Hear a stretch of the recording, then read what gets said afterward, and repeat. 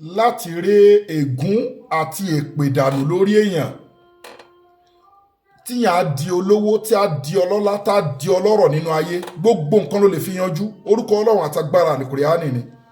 Ọjọ́ Sunday ló máa bẹ̀rẹ̀ ètò àdúrà yìí. Wàá dẹ̀ ṣe fún 11 days. Kí ló máa ṣe?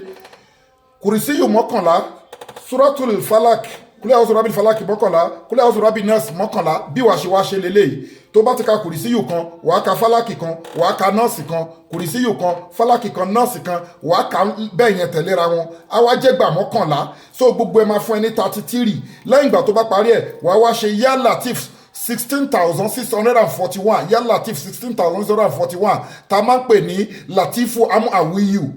Bẹ́ẹ̀ ni wàá di olówó, wàá máa kọ́lé, wàá máa ralẹ̀. Kọ̀nfàmù ni orúkọ Ọlọ́run làwọn fi ń sọ̀yà àti agbára àlùkùránì. Kí ló ń jẹ́ bẹ́ẹ̀? Kí ló ń jẹ́ èpè? Kí ló ń jẹ́ ègún?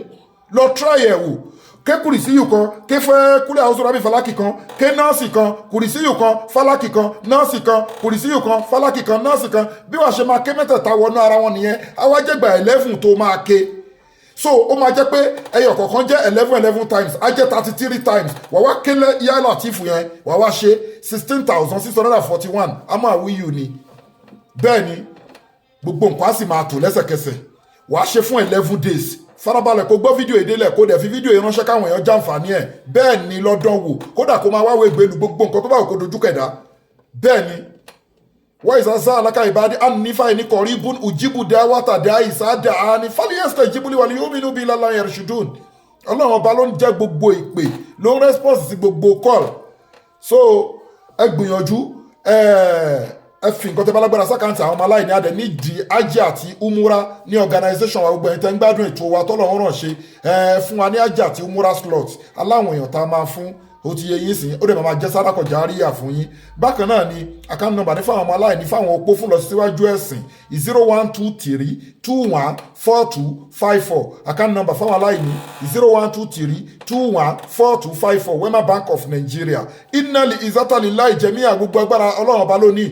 Gbìyànjú kó fi fídíò ìránṣẹ́. Bákan náà ni a ní àwọn special powder tó wà halal tó jẹ́ pé tó bá ń lò ogun monitoring spirit wọn jẹ́ kó rógolò àwọn kan yanjú mọ́yàn solid barrier máa wà láàrin ìwà àti evil world wọn ní access sí ẹ mọ́. Bákan náà ni ẹ gbìyànjú ẹ get miracle leaf sí wa, ó wà effective gidi. Miracle leaf sí ewé ọ̀tọ̀ọ̀tọ̀ 100 àti mọ́ ìzẹ́mzẹ́m àti senna leaf la fi preserve senna leaf. Bẹ́ẹ̀ ni Ànábì Muhammad ló ní òkòdẹ̀ ní sọ̀rọ̀ ìfẹ́ inú láyé ntí kọ́ nílẹ̀ awà. Bákan náà ni ẹni tó ń gbé nǹkan sínú wúńbù ẹ̀ tí wọ́n ta lọ́fà tí nǹkan rìn káàkiri ara ẹ̀ tó ń forí kókó alátakò tó ń jẹun lójú oorun get miracle leaf. Bákan náà ni gẹ́ẹ̀tì caterpillar àti transformer àti miracle leaf láti máa pàfọ́ọ̀mù dáadáa lọ́dọ̀ ìyàwó rẹ̀.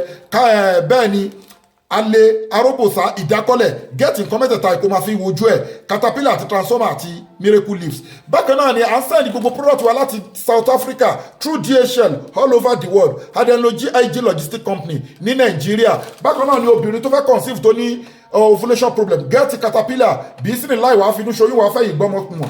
Bákan náà ni gẹ́ẹ̀tì bulldozer melt fibroid fẹ́ni tó ní fibroid àti blockage tube àtàwọn àìsàn pẹ́pẹ́pẹ́ láti lè ṣe kíni láti lè clear ẹ̀ dànù. Bákan náà ni gẹ́ẹ̀tì all in one, ikú nìkan ni all in one yóò lè wo. Bẹ́ẹ̀ ni all in one ó lágbára púpọ̀ jù. Get all in one ó dẹ̀ gba láàbù kọjá cancer, diabetes, asthma, heart problem, kidney problem, gbogbo ike nínú àìsàn kódà spiritual problem, prevention ni, treatment ni, cure ni. Ẹ get ẹ rí ó wà halal.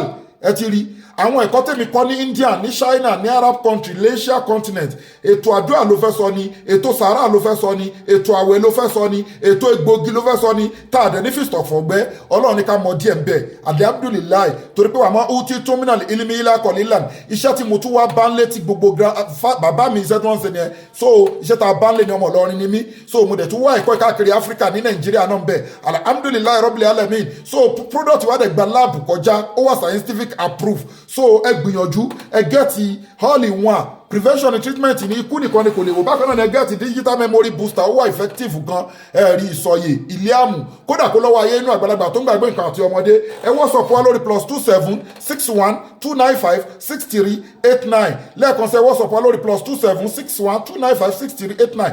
Èyíkéyìí tó bá wò kó jẹ́ ìpèníjà ẹ contact Global Dahiratu Islamic Organization Health and Spiritual Department under Sheikh Afagba International Limited. Confirm ní láì ní fìtọ̀fọ̀gbẹ́ adẹ̀dúpẹ́ lọ́dọ̀ Ọlọ́run lórí mímọ̀ a dẹ̀ dúpẹ́ lọ́dọ̀ ọlọ́pàá àwọn èèyàn ń lo product wa wọ́n ń dúpẹ́ fún ọlọ́run ọba ẹ patronize wa ẹ ní regret gbogbo ẹ̀ tẹ̀lé patronize wa a dúpẹ́ lọ́dọ̀ yín ọlọ́run ọba ọmọ máa ràn yín ṣe má sálámù wáyé lálẹ́ ikọ̀ yìí.